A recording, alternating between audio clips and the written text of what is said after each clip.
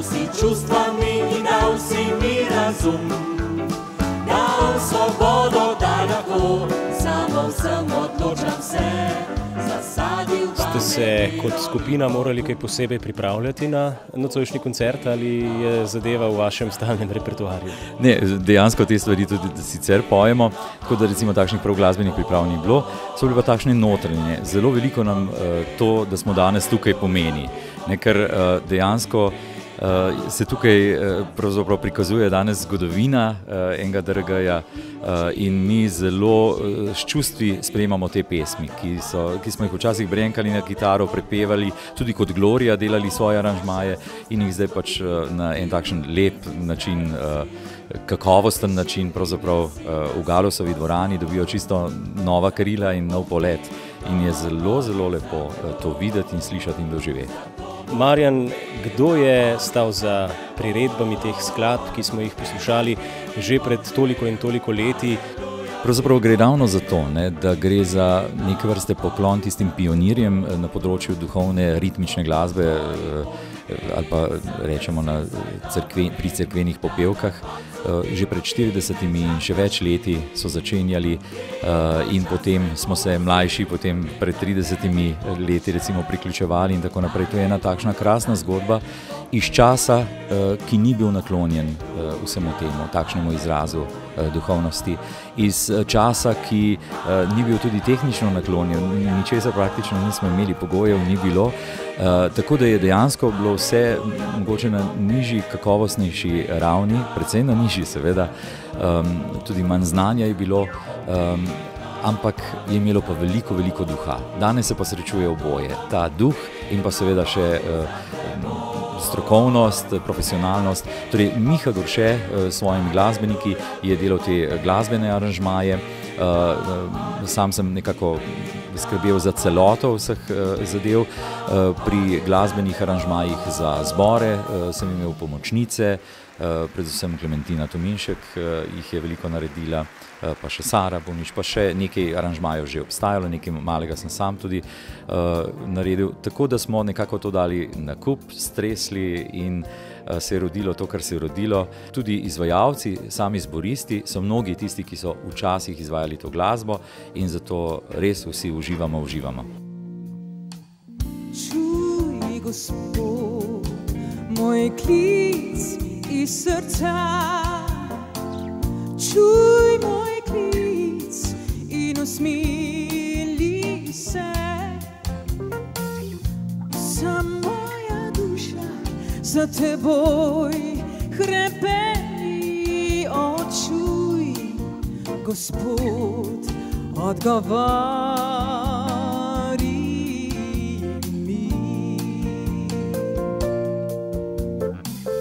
In ko zvečer oči zaprem, ti dušo izroči.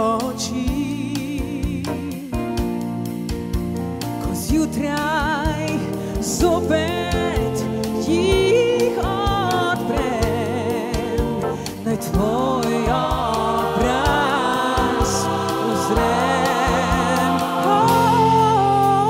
Čuj, Gospod, moj klic iz srca, čuj moj klic in usmili se. Vsa moja duša za teboj hrepeni, čuj, Gospod, odgovari mi. Naslednja nastopajoča na 19. gala koncertu Irena Vidic skladbo Čuj, Gospod. Kakšno je vzdušje v dvorani? Ja, presenetljivo, nekako vedno, kadar se srečam v Galusovi dvorani v tej obliki, da pojem predvsem duhovno glasbo, kar se zdaj dogaja drugič, se mi zdi, da je zelo veliko svetega duha navzočega, kar se mi zdi, da je še ena poseben privilegij nastopati na takih koncertih. Kako pa vas je skladba, ki ste jo zdaj zapeli, ena vas še čaka, nagovorila? Ja, ravno to, nagovarja me. da ga poslušam predvsem v tišini, oziroma kadarkoli je ta priložnost, da sem, oziroma nam reka kadarkoli, ne nehno, če se le da, da je vedno z menoj. Za teboj hrebeni očuj, Gospod, odgovori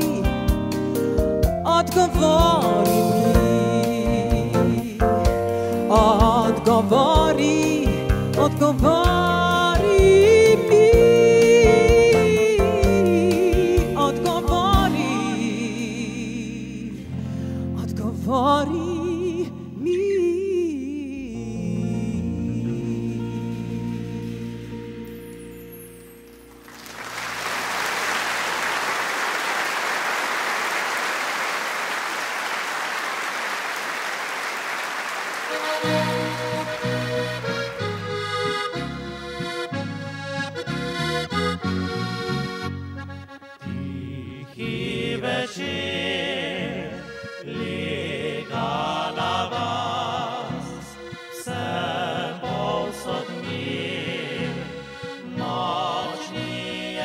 Ja, z nami na gala koncertu so tudi Modrijani in seveda vsakdo, ki je videl vaše ime vašega ansambla zapisano na koncertnem listu, je pomislil verjetno, kako pa gre to skupaj zdaj. Duhovna glasba, narodno-zabavna glasba, kako ste se vi znašli?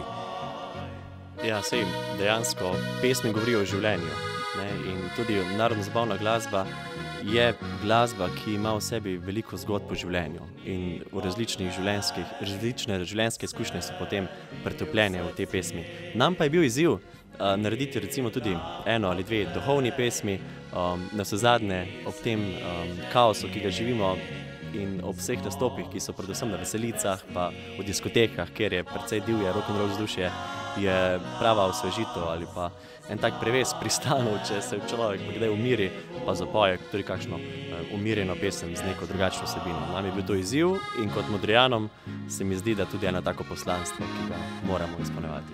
Krasno, se pravi, Modrijani ste se prišli malce spočit, malce naužit duhovnih globin. Prejle smo se pogovarjali, skladba Kadar zvečer je taka legendarna skladba in rekli ste, da kar paše v tole zvrst s harmoniko, zelo dobro gre skupaj.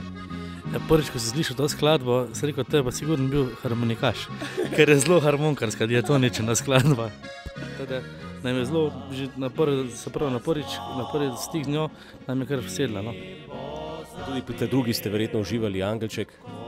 Vsekakor, to skladbo že poznamo, mogoče od malo prej iz slovenskega okteta, recimo smo že slišali v njihovi izvedbi, ampak je treba ponoviti, je prelepo. Se pravi, pridite se spočiti še kdaj? Res, tako nebeško vzdušje se je ustvarilo na odru, res smo se prav umirili, tudi začutili smo, ker so ljudje res prisluhnili pesmima.